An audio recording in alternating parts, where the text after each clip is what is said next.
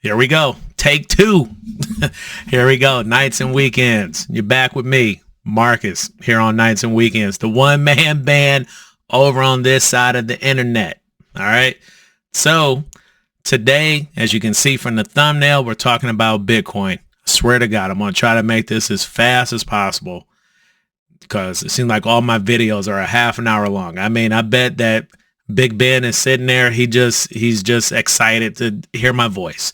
But hey, for my audience here, the thing I want for y'all to get across in your mind as to what Bitcoin is and why I think that the price is going to only go up. But first, let me tell you, this is not financial advice. You're not going to be able to sue me. Okay.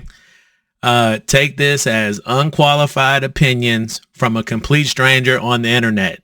So you can take your preemptive suit and shove it.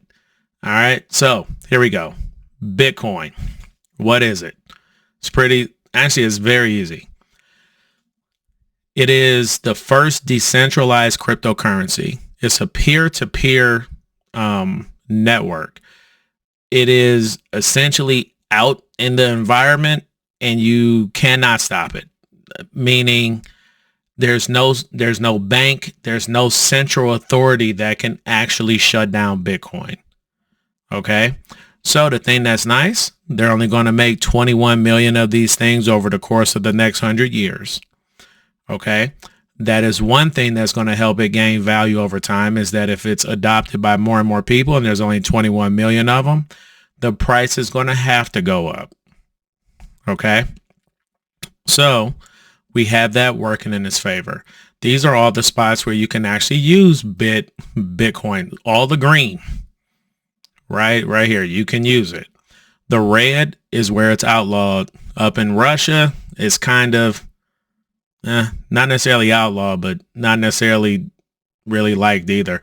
And even though Canada's yellow, you can use it there too. So we have it to where all these things can be used. And the way that you would use it, you'd have your public and private keys. Okay. The most important part on here is the private keys. Here we go. This is straight from Coinbase. A private key, which is typically a string of numbers or letters, which you are not supposed to share with anybody. You can essentially think of a private key as a password that unlocks the virtual vault that holds your money. You and only you have access to your private keys. Your funds are safe and managed anywhere in the world with internet connection. Let's jump straight into this. I think over my lifetime, I'm middle-aged. I think over my lifetime, the price of Bitcoin is only going to appreciate from this point. And I think if you're going to look back in 25 years, you're going to kick yourself in the gut for not jumping on board, but that's my unqualified opinion. Now, let us get into why I think it will go up. Here we go here. You see our national debt here in the United States is $34.4 trillion. And it's only going to head to the moon. It and that little dog from Dogecoin, they're going to both put on their space suits and go straight up and ascend into the heavens. This is straight from the Treasury.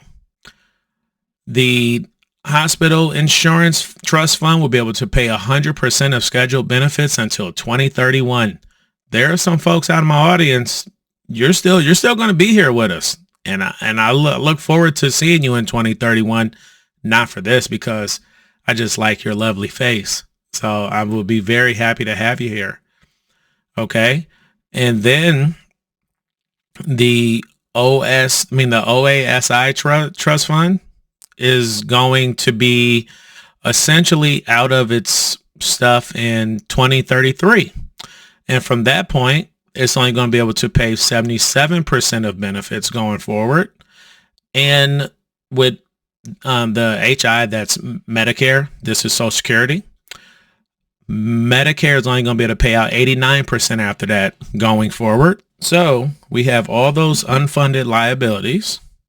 And if you look here, this has been our national debt. And you see how it's just gone straight up. It's like that Yoda Leahy thing from I think it was Wheel of Fortune? Yeah, I think it was Wheel of Fortune. I would just go up the thing. I mean, this is just going to shoot up. So think about that. It was 31.5, and that was as of May of 2023. That dummy who was just recording this, the actual unfunded liabilities is actually anywhere from 93 trillion to like 125 trillion dollars. Okay. Some people put as high as 200 trillion dollars. That's the amount of difference that we have from what we've promised people from what we actually have. Okay. All right. So Ed and Marcus out. I'm pretty sure I'll be back later. All right. Bye. And if you look here, it's 34.471. And if you think we're going to grow our way out of this, you're wrong. You're way, way, way, way wrong. I had wanted to state this really quick. The CBO estimate with my notes here, bro. I have my notes. The Congressional Budget Office estimates $870 billion will go towards the interest owed on the debt just in 2024. Okay, that's more than that we spend on our military so far this year. Okay, so by the year 2034, it's estimated that it's going to be $1.6 trillion just going to the interest. And that's a big bite out of the budget. And if you think we're going to grow our way out of this, you're wrong. Sorry to tell you. So this is what they estimate that our economy is going to grow. About maybe 2%, declining to under 2%. For us to have been able to take care of this stuff here, we would have to grow at 7% real. And that isn't going to happen. They are projecting 2% out as far as the eye can see. Okay. Now, let me throw in a few clips here. Ed and Marcus, are you ready? I'm ready, boss. This is, again, this didn't start with this person, but it definitely got way worse under this person. First person up, Ronald Reagan. Ed and Marcus, throw them on in there. Here is a dollar such as you earned, spent, or saved in 1960. And here is a quarter, a dime, and a penny. 36 cents. That's what this 1960 dollar is worth today. So we have him. Then we have Bill Clinton. America puts an end to 3 decades of deficits and launches a new era of balanced budgets and surpluses. While the numbers will not be official until the end of the month, we expect the 1998 surplus to be about $70 billion. It's a pretty nice time to be alive. But all those budget surpluses, let's throw him on in there. But remember, we've been running large annual surpluses in our Social Security program for years. These surpluses are spent every year to help pay other bills in the federal government. Without the Social Security surpluses, our real track record on deficits looks a whole lot worse. This is something that's utterly unsustainable. Okay, but then let us throw in some context there. Of all those last 4 years of surplus, only one was an actual legitimate surplus that was not borrowed from the Social Security Trust Fund. The main reason, let us skip past all of the government and everything else like that. I mean, the government's definitely part of it.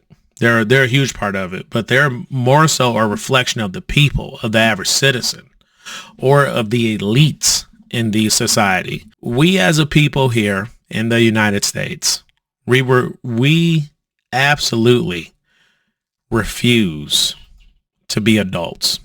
Let me go ahead and put on me. Hey, so we in the United States here, we just refuse to be adults. Let us start with somebody who I actually somewhat like for the most part, this guy. Let us know on that track of him saying he's not going to cut anything from Social Security or Medicare. Every Republican wants to do a big number on Social Security. They want to do it on Medicare. They want to do it on Medicaid. And we can't do that. And it's not fair to the people that have been paying in for years, and now all of a sudden they want to be cut. We end up getting him saying that he's not going to touch it at all. And these things are only going to make our financial system worse. And the millennials, I'm sorry. Let us get back to the boomers. Now, I went back and checked out the savings rate, right? Personal savings rate. So from 1959 to 1976, which would have been, these are the folks from the greatest generation mixed in somewhat with the boomers. But as you can see here, they consistently had a personal savings rate greater than 10%. Now, let us go to when the boomers would have been more in control and a little bit more shown in the data. From 1980 all the way to 2024. We have essentially been consistently under 5% since I was in high school. 4.4%. And I remember this was nuts. At the height of the housing expansion back in 2007, we had a negative savings rate. It was actually like negative, like 1%. But as we can see here, July of 2005, 1.4%. 2.2% in 2007, 4.8% 2013. These are boomers, y'all. These are boomers and people my age. Just highly, highly irresponsible. Okay. So let me get that out the way. So we end up having the generation after them, people like me and the Zoomers. You know what they said that they were going to do with their student loan forgiveness? They're going on vacation. So it was a poll here sent out by intelligent.com, and they interviewed 1,250 people who had applied for the student loan forgiveness, right? Or planned to apply. 73% said, hey, they're going to go spend that extra money on non-essentials, including vacations, smartphones, drugs, and alcohol. Men more likely than women to spend on non-essentials. Twice as many Democrats than Republicans say it's acceptable to spend money on non-essentials. Check back to my notes here really, really quick. Instead of our government doing the right thing, which would be to either tax us appropriately, and that means everybody, because I could go on ahead and pull it up, but I'm not, because it's so damn annoying. Let me click back on myself. It's so damn annoying, but put it like this. Either you live within your means as a country and as a people, or eventually the debt collector will come knocking. As we can see here, we have a society that pushes Ashley Madison on us. Here we go. I just don't want to get caught. Hey, you there! Shh!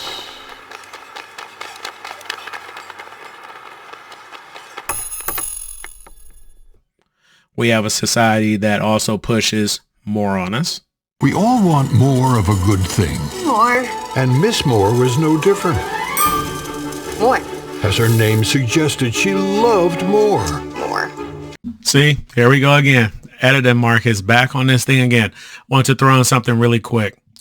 Eric Weinstein hit the nail on the head. He wasn't talking about Bitcoin or anything like that, but he spoke about the exact type of attitude that goes on today in society.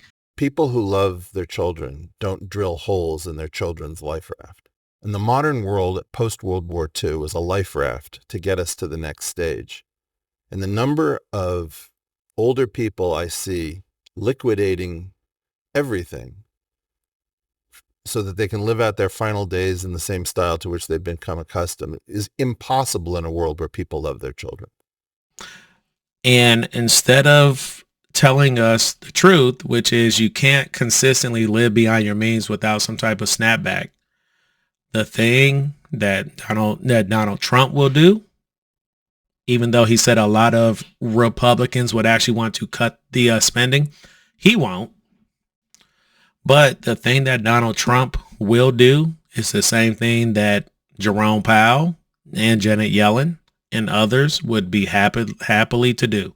So let's throw in that money printer. So as you can see there, he's just printing out the money. That's why Bitcoin, since there's only so many of them and it's immutable, non-fungible, you cannot duplicate it, the price on it, I think, would only go up.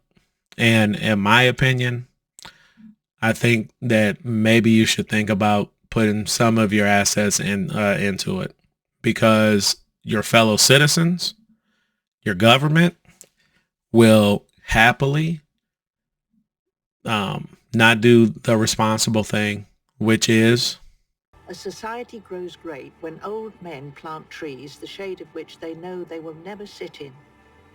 And that's not the society in which we live in. We don't. We have people that tell us just to do more, go out and enjoy, go out and do whatever. I have to fight every day. I want a Corvette C7, Z06, or a C8, or a Tesla Model Performance. I was going to call up my dad today and ask him, like, hey, what does he think? But then I thought, no, that's dumb. Because at the same time, I'm like the man of this house, and I got to think about, like my guy Denzel on Fences. Money, see? While you be thinking about a TV, I got to be thinking about the roof or whatever else go wrong around here. Save your money. Live within your means. And when you look back in 20 or 30 plus years, you'll be happy. So Bitcoin is going to probably keep going up. Will it reach $1 million a coin?